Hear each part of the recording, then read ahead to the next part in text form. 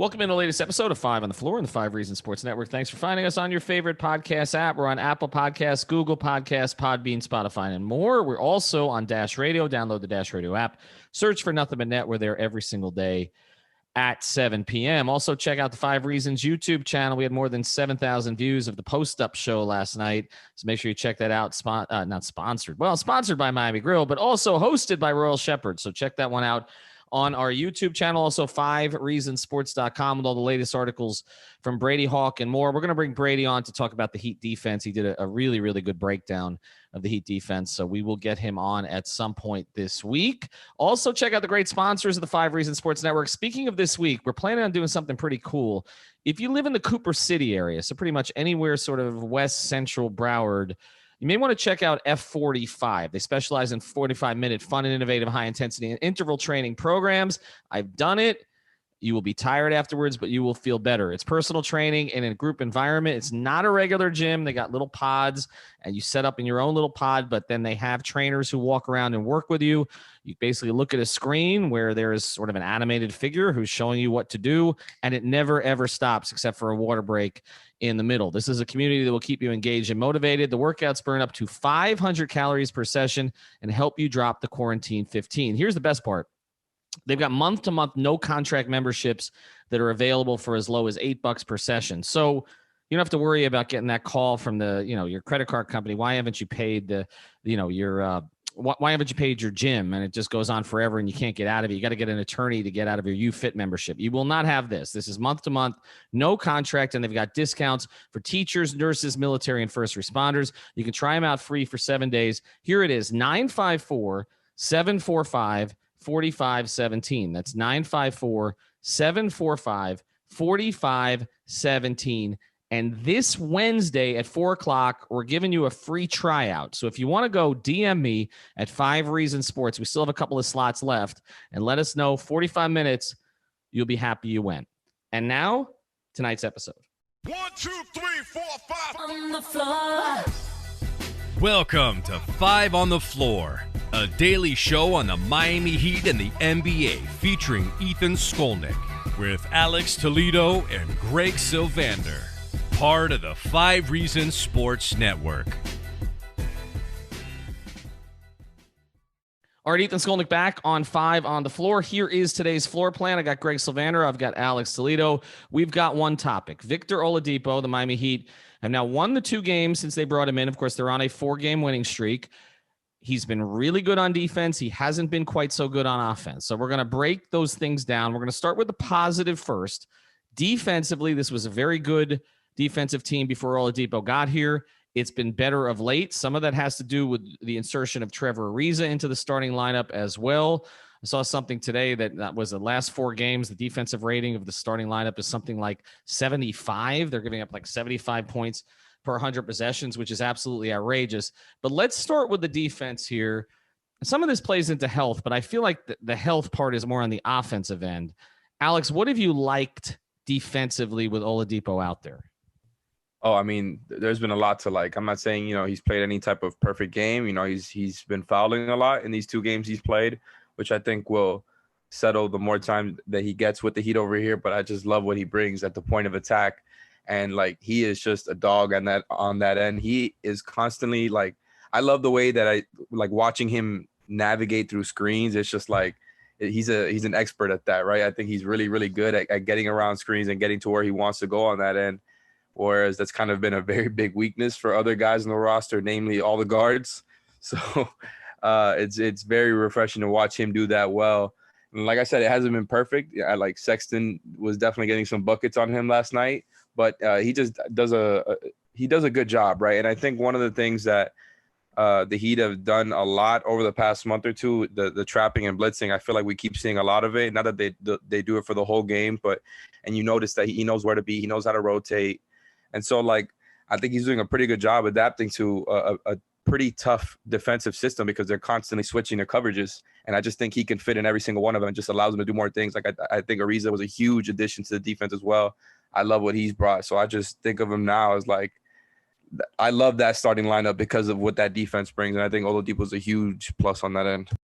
Yeah, I mean, just the defensive stuff is the no-brainer part of it for me. I mean, I felt like that was something we all knew he was coming in with the strength, and like the thing that he does well that I don't even necessarily think he needs to really focus on. Because he's already good at it is something that all the other players on the team really struggle with. And that's, the point of attack stuff and staying in front of guys and just, moving your feet so that guys don't get to the basket so easily. And just, so I feel like he plugs a huge hole for them there. And that was never really going to be the question.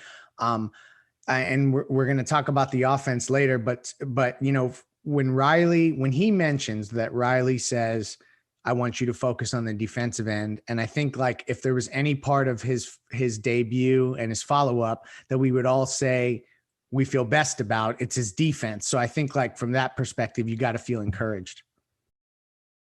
Yeah, and you mentioned it, and the Sexton thing yesterday, that some people on Twitter were kind of going off on the fact that he was allowing him to get by him. I did think one of the things that was impressive from him is there does seem to be recovery speed, and that's how I'm having some trouble differentiating between offense and defense, because even he acknowledged, and I saw Ira tweeted this out, he acknowledged last night that he has a deficit. He has a strength deficit in one of his two quads. And we were talking about an injury that goes back more than 2 years, and he still has this strength deficit.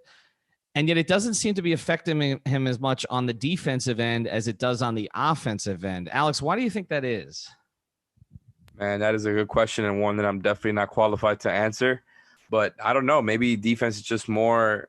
I wonder if it's just easier when you have so many great defenders like Jimmy and Bam are legit 2 All-NBA caliber defenders. Ariza has fit in perfectly. Like, I wonder if it's just easier to be able to kind of recover when you got other guys who are always on point, especially when you're playing so much time with them. I mean, look, he's been really good on that end forever. So I don't know if it's just easier. You don't have to expend as much energy as when you're trying to, I guess, always collapse to the rim and get by people. And look, like, I've been surprised, like you said, by his burst. It's been, and I know he's been getting to the rim a lot this season and did a lot with the Rockets, but just seeing it, like, he still has a pretty nice, quick first step. And I know that he's had a lot more misses than we want. I think the scoring is gonna tick up the more time that he gets with the Heat. I think he's playing a role that he hasn't played in years, because, I mean, at least with the Pacers, even after Sabonis became the best player, like, Oladipo was always kind of running that pick and roll with him. It was always about them too. And then he goes to the Rockets and it's about him and John Wall. Whereas now on the Heat, he's kind of just, he got Kendrick Nunn's role. So he's getting a complimentary role and having a star in that role. And so I think there's an adjustment period there, but I love that he's been able to still blow by guys. And I think he's going to be fine from a catch and shoot 3 perspective. I just wonder if the pull-ups ever come back.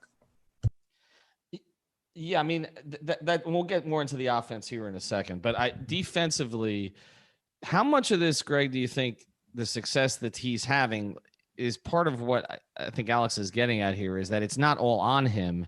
And not only is it not all on him in terms of Jimmy and Bam, but they also have a reason now. So we've talked the whole season about how they can't put 3 minus defenders on the court at the same time. Now, they're not doing that. Yeah. In the starting lineup, if you want to still consider Duncan a minus defender, which Duncan's gotten better, there's no question about that.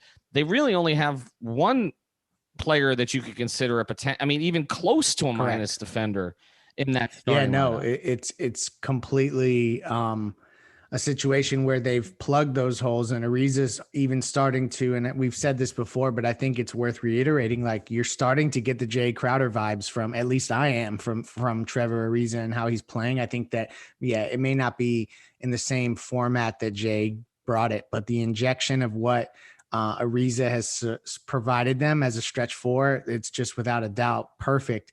And, like, this is another thing that I think is going to be worth mentioning as it relates to Oladipo defensively. What he does throughout the rest of the regular season will be great, and it will tell us a lot, and it will show us where he's, really strong and where he still has room to grow. But where this is going to get really interesting is when he has to, guard Drew Holiday for a 7-game series, or match up with Kyrie Irving for 7 games or 6 games or whatever the case may be. So that's when we're really going to know about if there's parts of his defensive game that are impacted by his health, because I think right now you can kind of hide it, but in a 7-game series, you're not hiding anything. Does Oladipo have a reputation, Alex, for gambling a lot or gambling? Because some defenders that we talk about as good defenders, like Mario Chalmers is a good example, okay? And we would tolerate no Rio slander here on the podcast. But one of the criticisms of Rio occasionally defensively was that he knew what his steals numbers were. He once told me he was going to lead the league in steals that season, and it seemed for a while like he was playing like it. And I remember Dwayne having a conversation with him about it. Is Oladipo okay? Or is his history okay in terms of sort of straddling that line in terms of playing proper positional defense versus playing gambling defense to try to accumulate I don't know steals? that that's ever been a big problem for him. I do see him as somebody that likes to, especially like just the way watching him defend dribble handoffs and kind of just go around screens and follow guys. He'll guard them by like kind of top blocking. It's kind of an easier way to position yourself to get those steals. And so I could see him getting some pretty easy steals playing in this Heat defense, but I don't know that he had that reputation of somebody who gambles too much on that end. Like to me, I don't think he's as good at it as Jimmy, but he's a plus on that end as well. Yeah, that's where I was going. I was going to say that I feel like he's got shades of Jimmy in the way that he can discern when to gamble and when not to. And it's even shades of Dwayne, quite frankly. I bet you that's where Oladipo is trying to look, like that's probably the tape that he studied to do what he does. But I don't necessarily think that has been something that's jumped out off the page as a red flag. All right, before we close this section and get to the offense and some of the concerns about the offense, let me throw this at you, both of you guys.